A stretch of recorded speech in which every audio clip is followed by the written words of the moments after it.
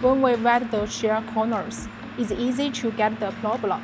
The weld seam of the shear of this microelectronic model is on the side. The material is Kovar alloy and electroplated with nickel, which is a great test of the engineer's technical process level. Our equipment has the follow-up function, which can automatically weld with the corners. We customized a profiling fixture for customers to ensure accurate positioning. At the same time, the protective environment inside the box also meet the welding requirements of Kovar nickel plating. We conducted an initial inspection of the weld, first confirming that there are no welding defects on the weld surface. Then using a helium mass spectrometer to test the leak rate, meeting the national military standard requirements.